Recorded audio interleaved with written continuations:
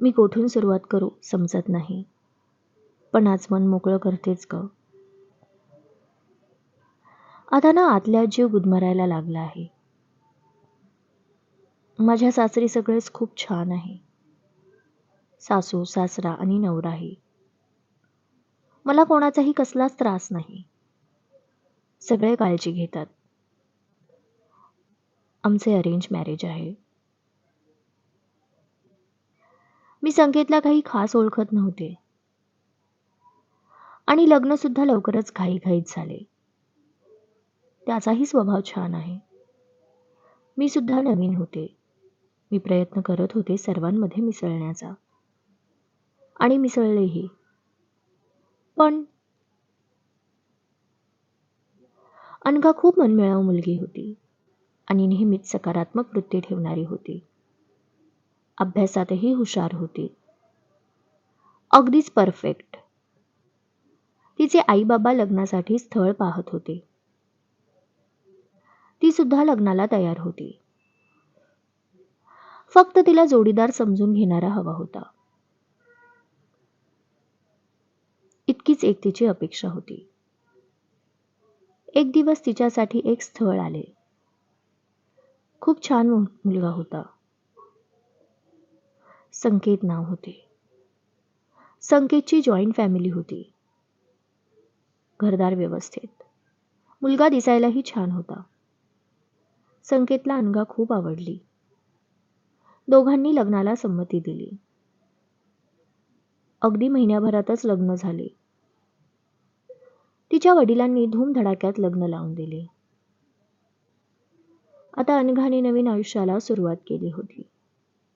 संकेतही तिला खूप जीव लावत होता.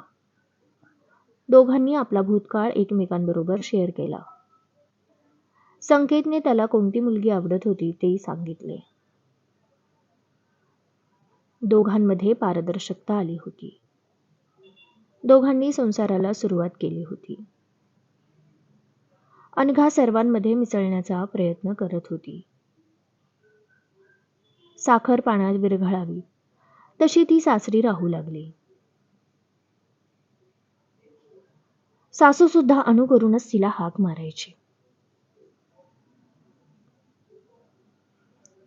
पहिल्या दिवाळ सणाला सुद्धा तिची फार हौस केली. त्यांच्या घरात विभावरी म्हणजे संकेतची आत्ते बहीण हिचे सारखे येणे जाणे असायचे. तिचेही लग्न झाले होते. ती जवळच राहायची. विभावरी अनघा एकाच वयाच्या होत्या. त्यामुळे दोघींमध्ये छान गट्टी जमली होती. अनघा सर्व काही तिच्याशी शेअर करायची. विभावरी सुद्धा खूप गोड बोलायची. अनघाला बहीण नव्हती. पण विभावरी आयुष्यात येण्याने तिची बहिणीची हौस पूर्ण झाली होती. अनघा स्वतःच्या साड्या ड्रेस सुद्धा तिला घालायला द्यायची. जीवाभावाच्या मैत्रिणी झाल्या होत्या. आणि अनघाचे सासू सासरे सुद्धा अनघावर फार खुश होते. अनघाने स्वतःच्या लाघवी स्वभावाने सर्वांची मनं जिंकली होती. अनघाचे आई बाबा फार खुश होते. लेकीचा संसार छान चालला होता. अनघा नेहमी हसतमुखत राहायची. वर्षभरातच अनघाने गोड बातमी दिली. आता घरात सर्वजण खुश होते. सासू सासरे आणि संकेत सुद्धा खूप काळजी घेत होता. पण अनघामध्ये अचानक बदल होत गेला. नेहमी प्रसन्न असणारी अनघा आता खूपच निस्तेज झाली होती. शांत राहायला लागली होती. नक्की काय झाले होते माहीत नाही. घरच्यांना वाटले गरोदर राहिली आहे म्हणून कदाचित तिला दडपण आले असावे. 7व्या महिन्यात ती आईकडे गेली. तरीही तिची तीच गत. सतत विचारामध्ये असायची. कोणाशी जास्त बोलायची नाही. सतत काळजीत असायची.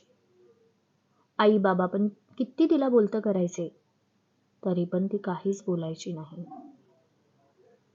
8व्या महिन्यात तिचा बीपी सुद्धा लो झाला. एवढा दिवस काही त्रास नव्हता आणि अचानक काय झाले? ती सुद्धा घाबरली. डॉक्टरांनी तिला टेन्शन न घेण्याचा सल्ला दिला. ती बाळासाठी खुश राहायचा प्रयत्न करत होती, पण तरीही तिला जमत नव्हतं. नक्की काय झालं होतं तिला काही कळतच नव्हतं. थोड्या दिवसांनी तिने गोंडस मुलीला जन्म दिला. आता अनघा आईचं सुख अनुभवत होती. तिच्या आई बाबांना वाटले आता अनघाचे नैराश्य जे आले आहे ते जाईन, पण नाही.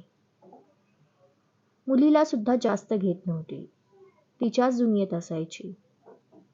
आई बाबांनी विचारले नक्की सासरी काही त्रास आहे का? तरी ती काहीच बोलली नाही. तिच्या अशा वागण्यामुळे आता आई बाबा सुद्धा काळजीत राहायला लागले. आईला शंका आली की तिला मानसिक त्रास नक्की आहे.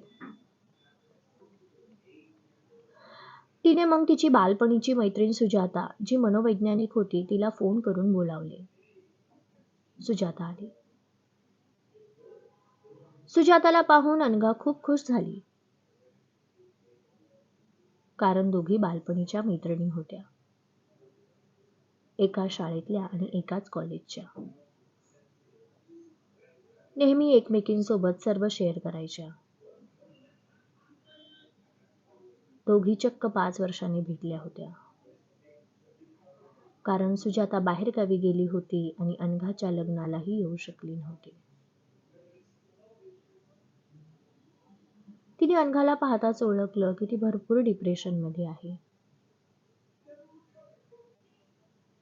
अनघाच्या चेहऱ्यावरूनच तिला जाणवलं की ती चिंतित आहे. तिला विश्वास होता की अनघाची केस सहज सॉल्व्ह करेन. सुजाताने इकडच्या तिकडच्या गप्पा सुरू केल्या. तिने अनघाला बोलतं करण्याचा प्रयत्न केला. सुजाताला अनघाच्या बोलण्यात नकारात्मकता दिसत होती. तिने ती हेरली आणि लगेच मुद्द्यावर आली. अनघा, एक विचारू का? तू मला खरंच डिस्टर्ब दिसत आहेस. काही प्रॉब्लेम आहे का? हे ऐकताच अनघा जरा शांत झाली. तिच्या डोळ्यात पाणी दरवळले. सुजाताने तिचा हात पकडला आणि पुन्हा विश्वासात घेऊन विचारले, अनघा, आपण लहानपणापासूनच्या मैत्रिणी आहोत. तुझी प्रत्येक गोष्ट मला माहीत असते आणि माझी तुला. कारण आपला एकमेकींवर विश्वास आहे. बघ अनघा, जे काही असेल तुझ्या मनात तू स्पष्ट सांग. मी कोणालाही नाही सांगणार. ही गोष्ट फक्त तुझ्यात आणि माझ्यातच राहील. मी तुला वचन देते.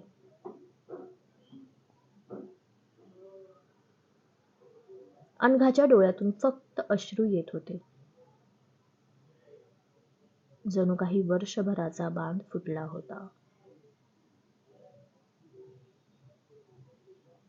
सुजाताने तिला रडू दिले. तिचे मन मोकळं झालं. अनघा सांगू लागली, सुजाता, मी कोठून सुरुवात करू समजत नाही. पण आज मन मोकळं करतेच ग.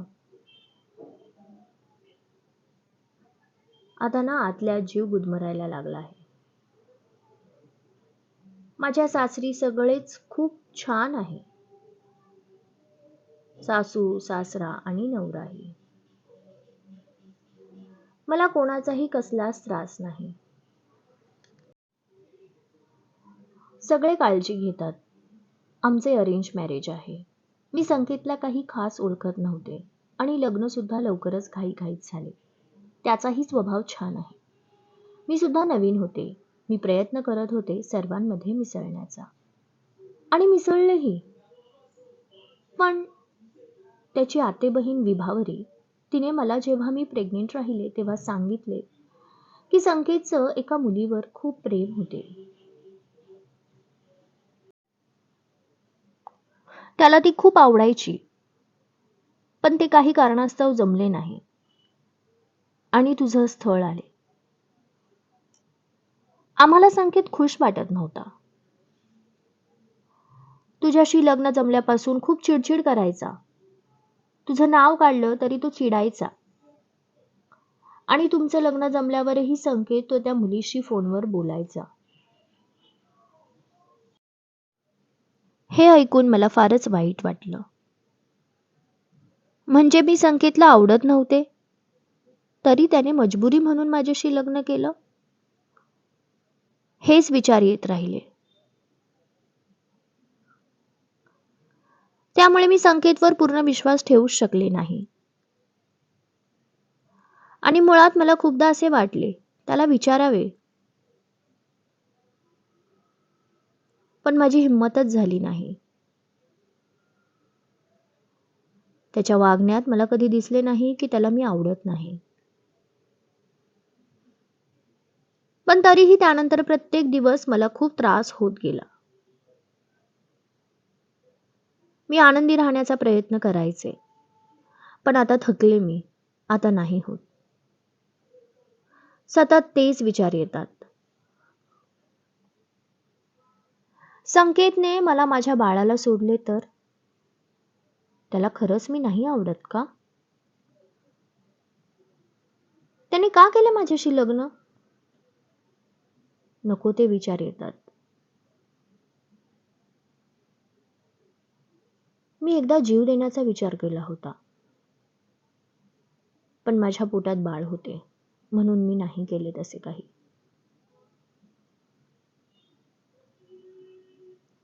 मला खूपच त्रास होतो आहे, आणि आता आईकडे आहे तर अजून काहीतरी डोक्यात येते आहे. फक्त नकारात्मकच विचार येत आहेत. असं वाटतं की मी चूक केली लग्न करून. मला खरंच खूप अस्वस्थ वाटतं. कोणाशी बोलू वाटत नाही, हसू वाटत नाही. आज किती वर्षानंतर मन मोकळं बोलले तुझ्याशी. आई बाबा सतत विचारायचे, पण तरीही मी सांगितले नाही. उगाच त्यांना त्रास नको. इतके दिवस मी खुश राहण्याचा प्रयत्न करत होते. आता नाही होत. माझी घुसमट होत आहे.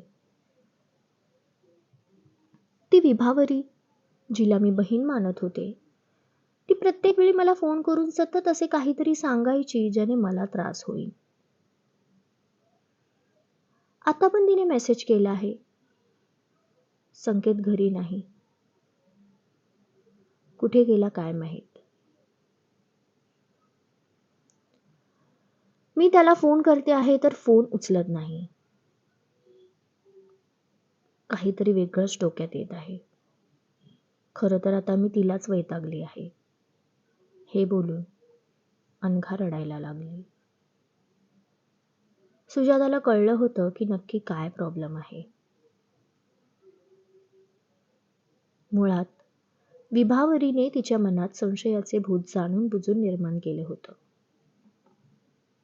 म्हणून अनघा अस्वस्थ होती. ती बोलली,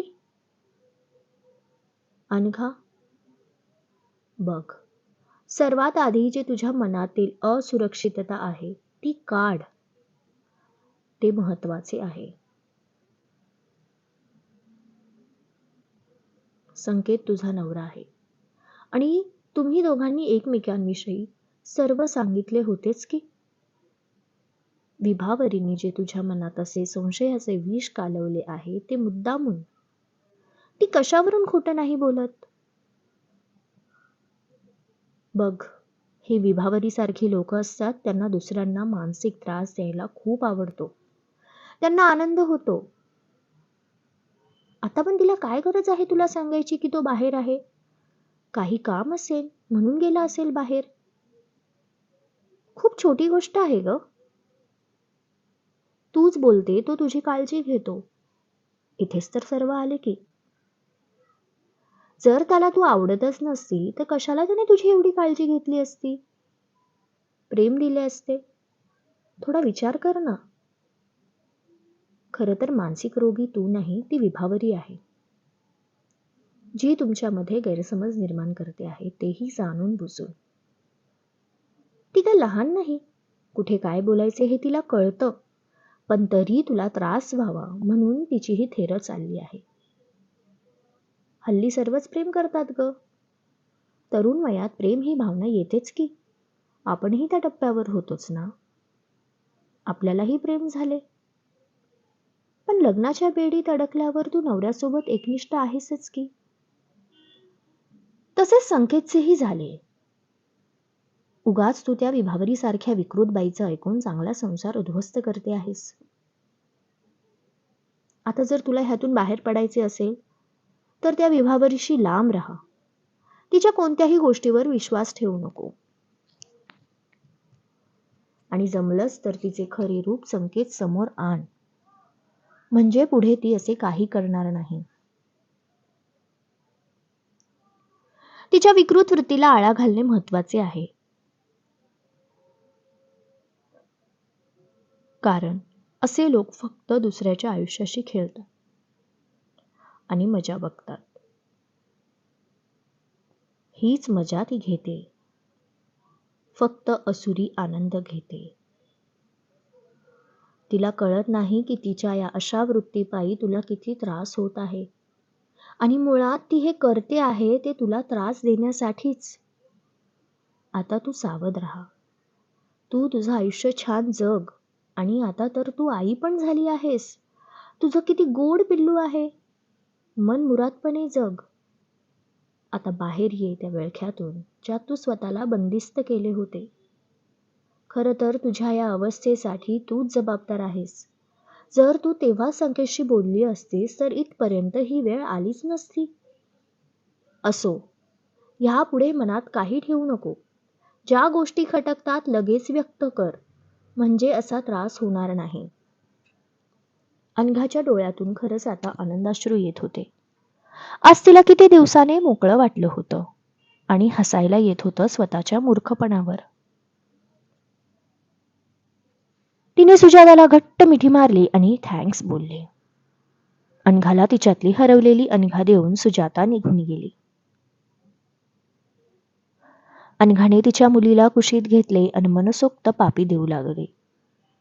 कधी रात्र झाली कळलेच नाही. 12 वाजले होते. बेल वाजली. तिच्या आईने दार उघडले तर संकेत आला होता, भला मोठा केक घेऊन.